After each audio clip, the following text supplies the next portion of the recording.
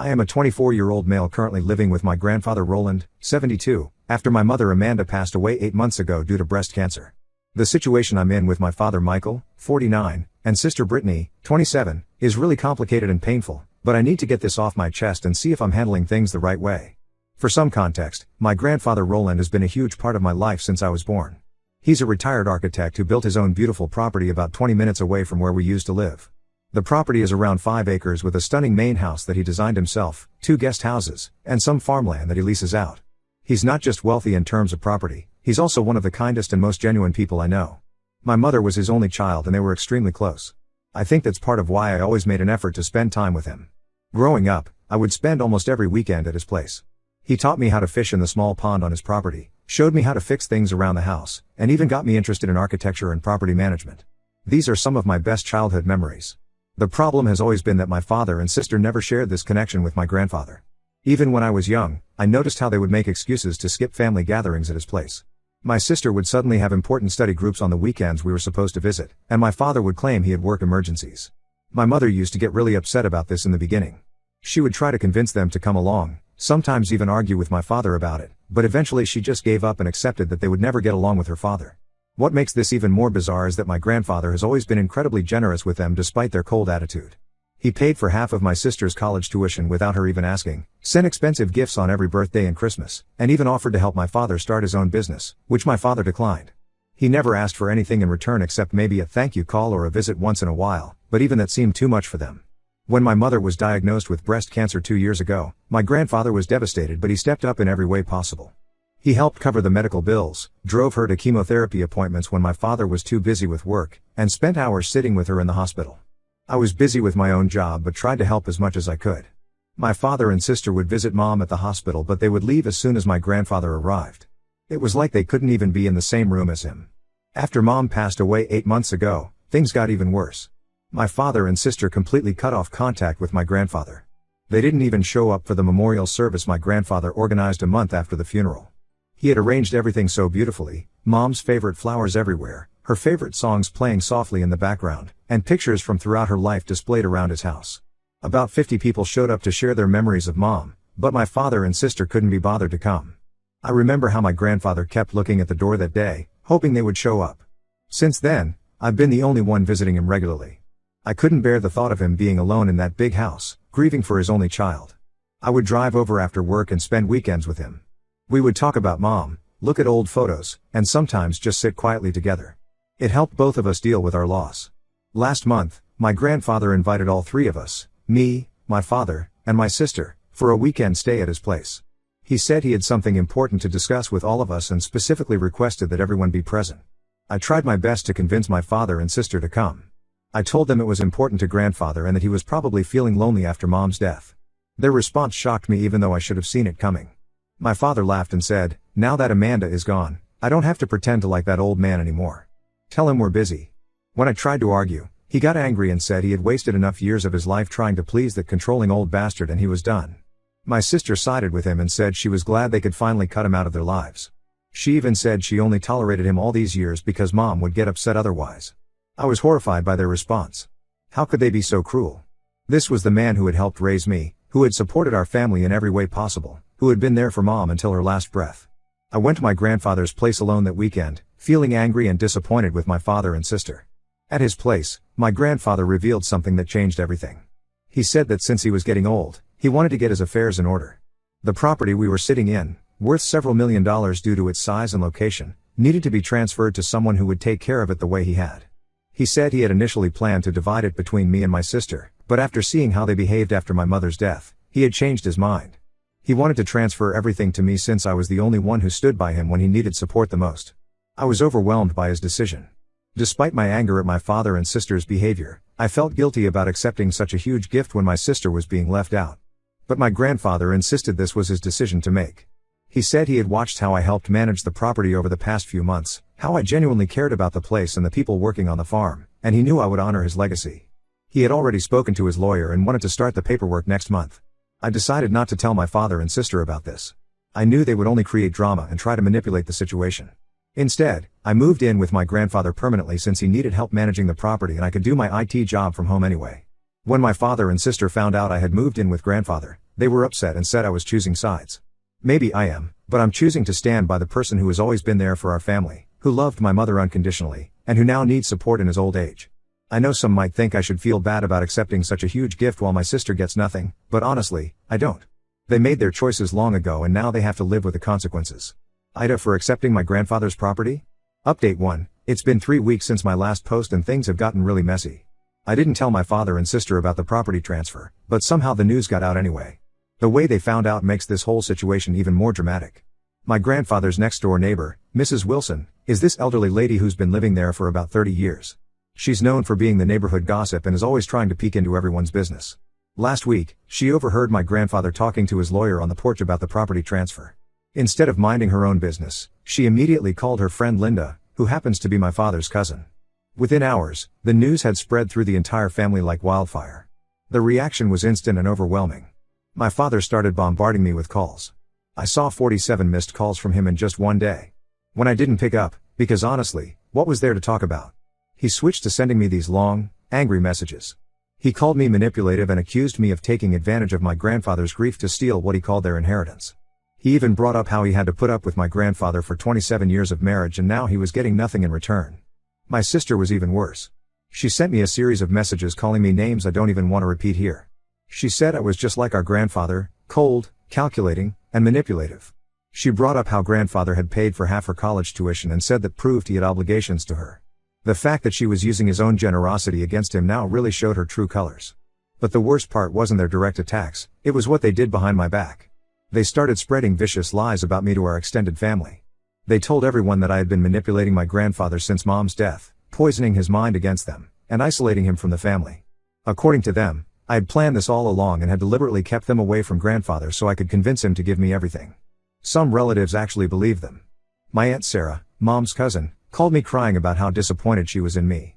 Uncle Pete, who I've always been close to, sent me this long message about how I needed to do the right thing and convince grandfather to split the property fairly. Even my mother's best friend, who had known me since I was a baby, reached out to express her concern about my behavior. The worst part was that no one bothered to ask for my side of the story. No one mentioned how my father and sister had completely abandoned grandfather after Mom died. No one talked about how they skipped the memorial service or how they hadn't called him even once in 8 months. It was like everyone had collectively forgotten how badly they had treated him.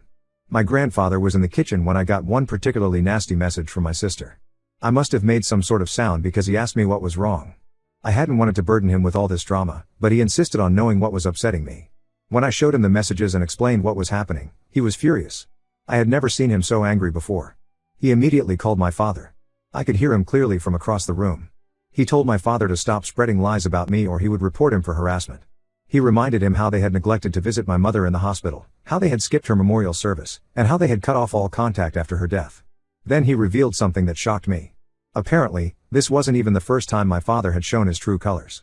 Back when my parents were newly married, my father had tried to convince my mother to pressure grandfather into selling this property and giving them their share of the money. He had argued that since Mom was an only child, she deserved half of everything right away.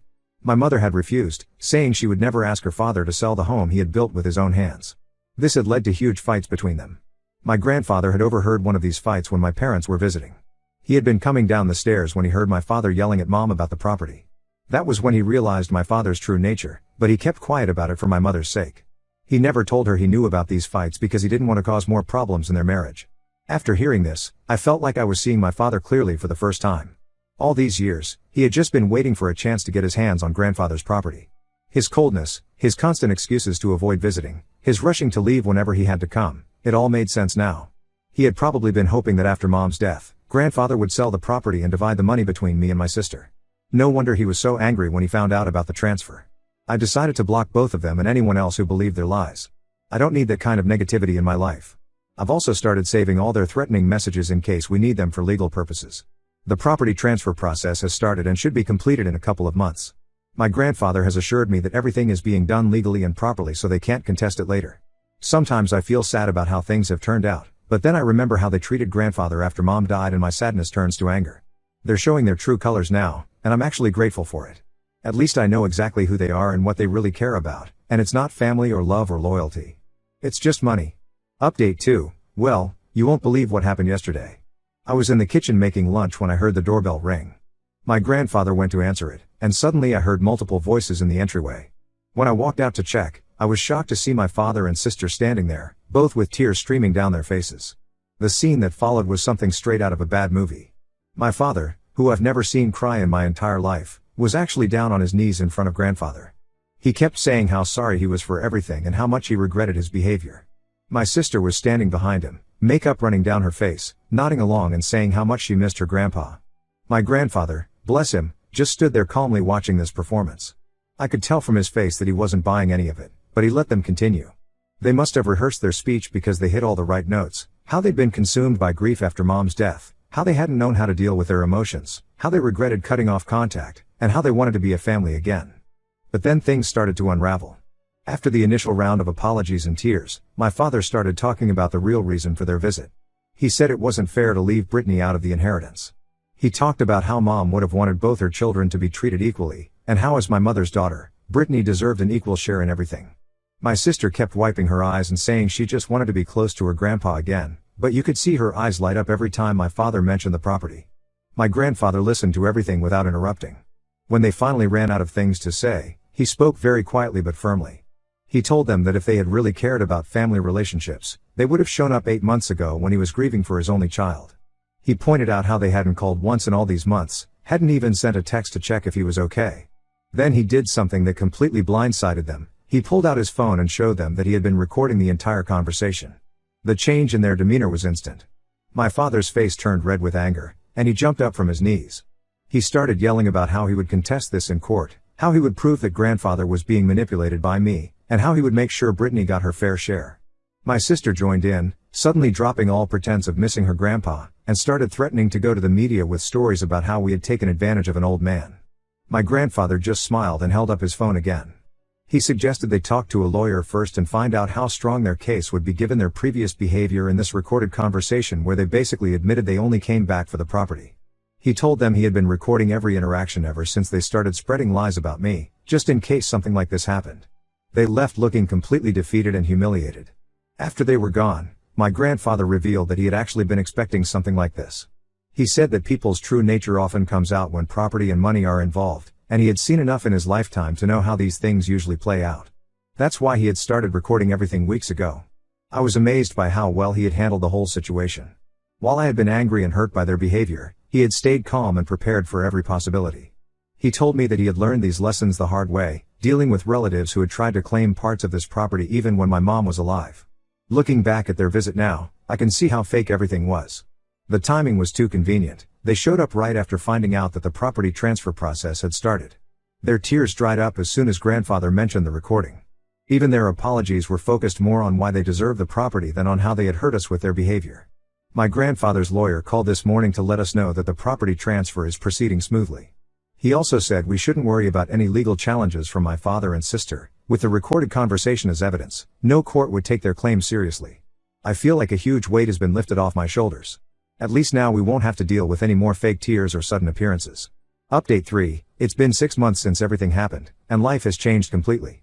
The property transfer was completed last month, and I'm now the legal owner of everything, though I made it clear to my grandfather that he's still in charge. I want him to stay in control as long as he wants to. This is his home that he built with his own hands, and I'm just here to help manage things and make sure his legacy continues. As expected, my father and sister tried to contest the transfer. They actually went to 3 different lawyers, but each one gave them the same advice after hearing the recorded conversation. They had no case. The last lawyer apparently told them that their recorded admission of only coming back for the property would completely destroy any claims about manipulation or undue influence. Their response to this defeat was exactly what you'd expect. My father has gone around telling everyone who will listen that he no longer considers me his son. At a recent family wedding, which I didn't attend, he apparently introduced my sister as his only child. My sister has taken this even further. She's gone through all her social media and deleted every photo that had me in it, even our childhood pictures. She's blocked anyone who mentions me to her and has apparently told her friends that she's an only child. The extended family has mostly sided with them, mainly because my father has been spreading stories about how I manipulated an old man into disinheriting his granddaughter. Some relatives I grew up with, who used to be close to me, now cross the street if they see me coming. It hurt at first, but I've realized that if they're so quick to believe lies about me without even asking for my side of the story, they weren't really family to begin with.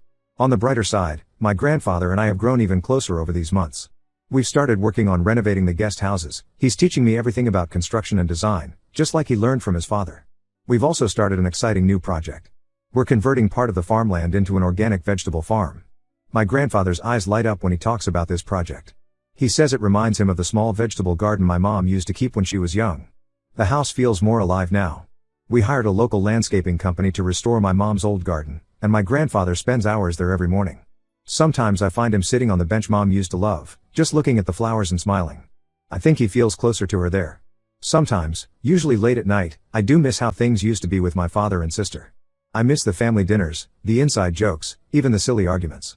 But then I remember how quickly they showed their true colors when money was involved. I remember how they treated my grandfather after Mom died, and how they only came back when they thought they could get something from him. Those memories help me realize that I'm better off without that kind of toxicity in my life. My grandfather told me something interesting yesterday. He said that sometimes the family you choose is better than the family you're born with. He said he's proud of me for standing up for what's right, even when it meant standing alone. Coming from him, that means everything. I've learned more about integrity and strength from him in these past months than I had in all the years before. The property is just a place, but the lessons I've learned here about loyalty, honesty, and standing up for what's right, those are the real inheritance my grandfather has given me.